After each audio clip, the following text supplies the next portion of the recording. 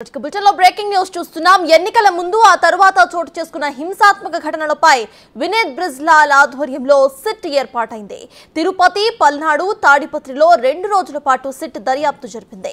దీనిపై ప్రాథమిక నివేదికను ఏపీ డీజీపీ హరీష్ కుమార్ గుప్తాకు అందజేశారు సిట్ చీఫ్ వినీత్ బ్రిజ్లాల్. నివేదికలో పలు కీలక అంశాలను ప్రస్తావించినట్లుగా తెలుస్తోంది.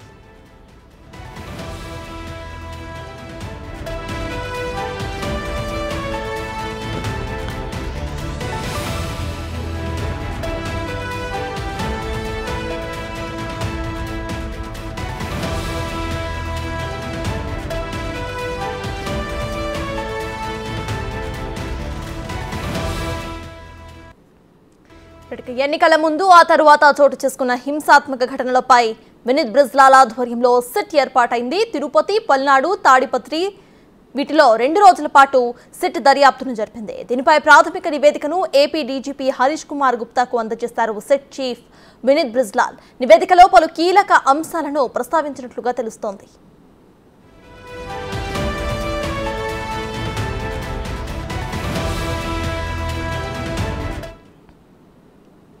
మరో బ్రేకింగ్ న్యూస్ చూస్తున్నాం. మరి కాసేపట్లో ఏపీ సిఐడి చీఫ్ ను టీడీపీ బృందం కలవబోతోంది. సోషల్ మీడియాలో టీడీపీపై వైసీపీ చేస్తున్న దుష్ప్రచారంపై వర్ల రామయ్య బృందం సిఐడికి ఫిర్యాదు చేయబోతుంది. అలాంటి చర్యలకు పాల్పడే వారిపై కఠిన చర్యలు తీసుకోవాల్సిందిగా సిఐడి చీఫ్ ను కోరబోతున్నారు.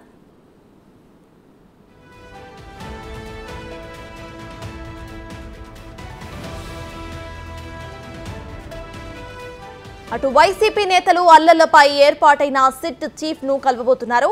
ఇలా ఇరు పార్టీల నేతలు కూడా ఒకరిపై ఒకరు ఫిర్యాదులు చేసుకుంటున్నారు.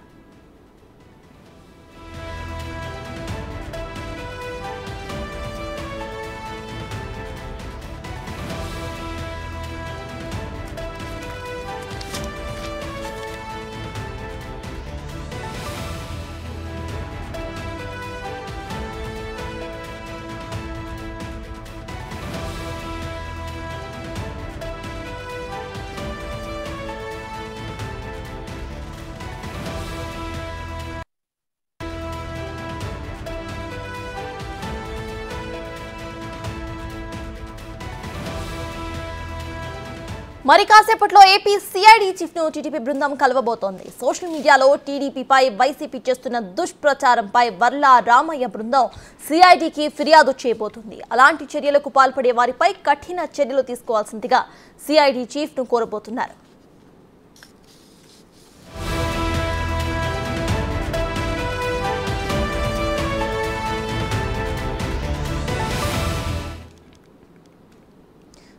ఏపీలో ఎలక్షన్స్ ముగిసినా కూడా ఇరు పార్టీలపై ఒకరి పార్టీపై ఒకళ్ళు వాగ్దానాలు ఇటు మాటలు అయితే చెప్పుకుంటూనే ఉన్నారు. ప్రెసెంట్ కంప్లైంట్స్ పర్వం అయితే నడుస్తోంది. ఈ విషయంపై పూర్తి డీటెయిల్స్ మా ప్రతినిధి శివ అందిస్తారు. శివ, చెప్పండి. ఇటు వైసీపీ నేతలేమో ఇటు అల్లలపై ఏర్పాటైన సిట్ చీఫ్ ను, అటు టీడీపీ నేతలేమో సిఐడి చీఫ్ ని వాళ్ళు కలవబోతున్నారు. ఇద్దరు కూడా 2 డిఫరెంట్ అంశాలపై కంప్లైంట్ చేసుకోబోతున్నారు. దీన్ని ఎలా చూడాలంటారు? సత్తాజ్ మొత్తం మీద చూసుకుంటే ఆంధ్రప్రదేశ్లో ఎన్నికల తర్వాత జరిగిన హింసాత్మక సంఘటనలకు సంబంధించి కూడా ఆంధ్రప్రదేశ్లో అధికార ప్రతిపక్షాల మధ్య నిన్నటి వరకు మాటల యుద్ధం పెరిగింది. తాజాగా ఒకరిపై ఒకరు ఫిర్యాదులు, ఆరోపణలు, ప్రత్యారోపణలు, దాడులు చేసుకుంటున్న పరిస్థితి కనిపిస్తోంది. నిన్నటి వరకు ఆ సంఘటన జరిగితే తాజాగా ఈరోజు ఒకరిపై మరొకరు సిట్కి చీఫ్కి ఫిర్యాదు చేసేందుకు క్యూ కడుతున్న పరిస్థితి కనిపిస్తోంది. కొద్దిసేపు క్రితమే ఏదైతే సిట్ చీఫ్ వినీత్ తన నివేదికని డీజీపీ కూడా అందజేయడం జరిగింది. రాష్ట్రంలో 33 చోట్ల హింసాత్మక సంఘటనలు జరిగినాయి. దీనికి సంబంధించి కూడా కొంత భద్రతాపరమైన అంటే పోలీసు అధికారుల నిర్లక్ష్యం కారణంగానే అంశాలు జరిగినట్లు కూడా అందులో నివేదికలో పేర్కొన్నట్లు కూడా సమాచారం అవుతుంది. అయితే ఎంతమంది నిర్లక్ష్యంగా వ్యవహరించారు, ఏ కారణాలతో ఈ రకమైన సంఘటనలు జరిగాయి అనే దానికి సంబంధించి కూడా ఆ నివేదికలో పూర్తి స్థాయిలో పొందుపరిచారు. ఆ నివేదికని డీజీపీ హరీష్ కుమార్ గుప్తాకు అందజేశాడు. ఆయన కూడా రాష్ట్ర ఎన్నికల ప్రధానాధికారికి అలాగే ఏపీ సీఎస్ జవహర్ రెడ్డి కూడా అందజేయబోతున్నారు. ఇక మరొక వైపు చూసుకుంటే కనుక ప్రస్తుతం మనం ఏపీ డీజీపీ ఆఫీస్ దగ్గర ఉన్నాం. డీజీపీ ఆఫీస్కి సంబంధించి కూడా ఇప్పటికే వైఎస్ఆర్సీపీ నేతలు మొత్తం కూడా ఒక బృందంగా ఏర్పడి ఏపీ సిట్ చీఫ్కి వినీత్ని కలిసేందుకు కూడా వైఎస్ఆర్సీపీ నేతలు రావడం జరిగింది.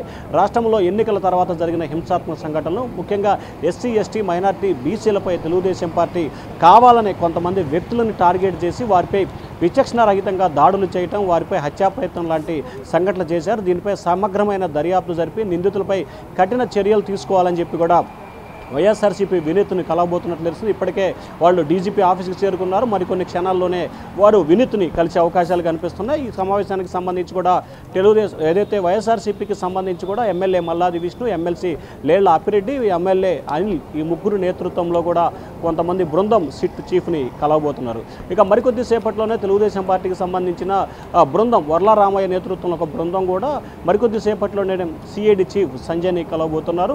రాష్ట్రంలో అధికార పార్టీ వైఎస్ఆర్సీపీ ఎన్నికలు ముగిసిన తర్వాత కూడా కావాలనే లేనిపోని దుష్ప్రచారాన్ని చంద్రబాబుపై టీడీపీ ప్రచారం చేస్తున్నారు. ఇటువంటి ప్రచారం చేశారు వాళ్ళపై కఠిన చర్యలు తీసుకోవాలని చెప్పి కూడా వర్ల రామయ్య బృందం సిఐడి చీఫ్ని కలవబోతా ఉన్నారు కొద్దిసేపట్లో.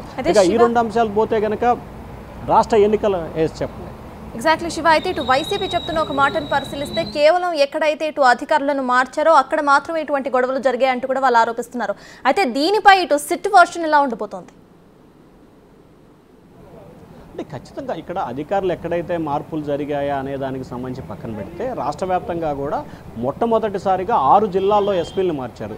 నెల్లూరులో మార్చారు, ప్రకాశంలో మార్చారు, చిత్తూరులో మార్చారు, అనంతపురంలో మార్చారు, పల్నాడులో కూడా మార్చడం జరిగింది. కానీ గొడవలు జరిగింది మాత్రం 6 జిల్లాల్లో ఎస్పీని మారిస్తే 3 జిల్లాల్లో మాత్రమే గొడవలు జరిగినది సిట్ అభిప్రాయంగా కనిపిస్తూ ఉంది. అయితే ఏదైతే రాష్ట్రానికి సంబంధించి కేంద్ర ఎన్నికల సంఘం మొదటి నుంచి కూడా ఒక అభిప్రాయాన్ని వ్యక్తం చేసింది. రాష్ట్రంలో 14 అసెంబ్లీ నియోజకవర్గాల్లో హై సెన్సిటివ్ నియోజకవర్గాలుగా ఐడెంటిఫికేషన్ చేయడం జరిగింది. ఈ 14 నియోజకవర్గాలకు సంబంధించి దాంట్లో చిత్తూరు జిల్లా ఉంది, అనంతపురం జిల్లా ఉంది, పల్నాడు జిల్లాలోని ఈ 4 నియోజకవర్గాలు కూడా ఉన్న పరిస్థితి కనిపిస్తుంది. సో ఓవరాల్గా జరిగిన పరిణామాలకు సంబంధించి కూడా పూర్తి స్థాయిలో సిట్ అయితే తన నివేదికని ఇచ్చింది. కాబట్టి ఆ నివేదికలో ఏ అంశాలు ఉన్నాయి, ఏ అంశాలపై చర్యలు తీసుకునే అవకాశాలు ఉన్నాయి అనే దానికి సంబంధించి కూడా మరికొద్ది సేపట్లోనే క్లారిటీ వచ్చే అవకాశాలు కనిపిస్తున్నాయి. సో ఓవరాల్గా చూసుకుంటే ఇప్పటి వరకు మనకు అందుతున్న సమాచారాన్ని చూసుకుంటే 33 చోట్ల 4 నియోజకవర్గాల పరిధిలో 33 చోట్ల హింసాత్మక సంఘటనలు జరిగినాయి. ఈ సంఘటనల్ని కట్టడి చేయడంలో జిల్లా స్థాయి అధికారులు, మండల నియోజకవర్గ స్థాయి అధికారులు, సబ్ డివిజన్ పోలీస్ అధికారుల నిర్లక్ష్యం కొట్టొచ్చినట్టే కనిపించింది. వారి నిర్లక్ష్యం మూలంగానే ఇన్ని సంఘటనలు జరిగాయనేది సిట్ తన నివేదికలో పేర్కొన్నట్లు కూడా తెలుస్తూ ఉంది. మరిక సిట్ నివేదిక తర్వాత కేంద్ర రాష్ట్ర ఎన్నికల సంఘం ఎటువంటి నిర్ణయం వెలువడుతుంది, ఎంతమంది పోలీసు అధికారులపై ఎఫ్ఐఆర్ నమోదు చేసి విచారణ చేపట్టబోతారు, ఎంతమంది అధికారులు అరెస్ట్ చేసే అవకాశం ఉంది అనే ఉత్కంఠ అయితే మాత్రం ప్రస్తుతం కొనసాగుతూ ఉంది. అయితే ఈ అంశాలన్నిటికీ మరికొన్ని గంటల్లోనే దాదాపుగా ఈరోజు సాయంకాలం కానీ రేపు కానీ ఒక క్లారిటీ వచ్చే అవకాశం కనిపిస్తూ ఉంది. ఎందుకంటే సిట్ బృందం ప్రస్తుతం ప్రాథమికమైన నివేదికను మాత్రమే డీజీపీకి అందజేయడం జరిగింది. ఇంకా పూర్తి స్థాయి నివేదిక ఇవ్వటానికి మరి 2 రోజులు కూడా సమయం కోరే అవకాశం ఉన్నట్లు కూడా తెలుస్తూ ఉంది. మరి ఫైనల్ నివేదికలో ఏ రకమైన అభిప్రాయాలను వ్యక్తం చేస్తారు, ఏ రకమైన విచారణలో వారు చెప్పిన అంశాలని ప్రామాణికంగా తీసుకున్న సిట్ తన నివేదికని డీజీపీకి ఇవ్వబోతుంది అనే ఉత్కంఠ అయితే కొనసాగుతూ ఉంది. సిట్ బృందం ఏర్పడిన దగ్గర అంటే ఏర్పాటుకు ముందు మాత్రమే ఒక ప్రాథమిక నివేదికని రాష్ట్ర ఎన్నికల సంఘానికి డీజీపీ ఇవ్వడం జరిగింది. ఆ తర్వాత సిట్టు బాధ్యతలు స్వీకరించిన తర్వాత నిన్న ఈరోజు 4 అసెంబ్లీ నియోజకవర్గాల్లో పర్యటన జరిపిన తర్వాత క్షేత్రస్థాయిలో ఉన్న అంశాలని జోడీకరిస్తూ ఈ నివేదికలు అయితే పేర్కొన్నారు. మరి ఎవరిపై వేటు పడుతుంది, ఎవరిపై చర్యలు తీసుకునే అవకాశం ఉంది అనే దానికి సంబంధించి కూడా మరికొద్ది రోజుల్లోనే క్లారిటీ వచ్చే అవకాశాలు అయితే కనిపిస్తూ ఉన్నాయి. సత్తాజ్ అదే Shiva, at the same time ఇటు పల్నాడు మీద కానివ్వండి లేకపోతే వేరే జిల్లాల్లో ఇక్కడ మొత్తం కూడా టీడీపీ శ్రేణిలో వల్లనే ఇటువంటి ఘర్షణలు జరిగాయంటూ కూడా వైసీపీ చెప్తున్న వర్షన్. అయితే దీని మీదనే టీడీపీ ఇవాళ సోషల్ మీడియాలో జరుగుతున్న దుష్ప్రచారాలపై సిఐడి చీఫ్ను కలవబోతున్నారు. అయితే వాళ్ళు ఏ టైంకి కలవబోతున్నారు, ఇక సిఐడి వర్షన్ ఎలా ఉండబోతుంది అనుకోవచ్చు?